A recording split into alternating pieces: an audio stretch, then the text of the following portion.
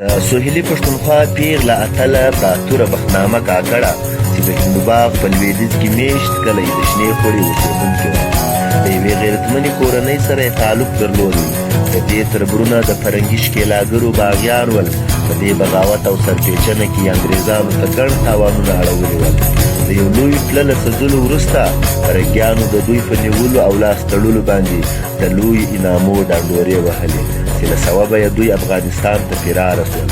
فرنګیانو په خپله مکاري او چلول سره دوی د روغې جوړې په پلمه راوغوښتل چې کله دوی له افغانستانه راستانه سول فرنګي غداري او بېکولي وکړه. دوی یې لاس بسته د مچ زندان ته ولېږل. درې سره هم په دغه جیل کې مړه سول. غیرتمنې پښتني پیغلې د تربرو د غچ د اخیستلو دپاره وینې جوش وکړي. د پاکستان تر جوړېدو 3 کاله دمخه یوه ورځ دا توپنچه په څنګ د کلاس اطلاع بازار ته ولاړه چې هلته یې یو سیک یو فرنګی وویستې.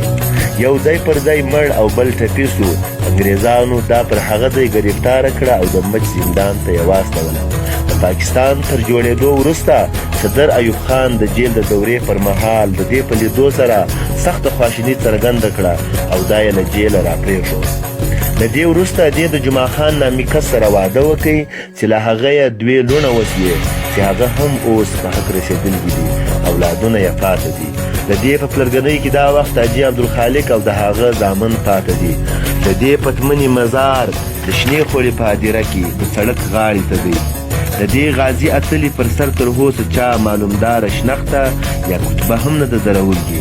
پښتانه به دا باتوره پښتنه تل په خپلو بدلو او کاکړیو کې ستایي او نه بې هېروي. کام د پریسي په نیمې بختنامه مچ له وړي پیږي.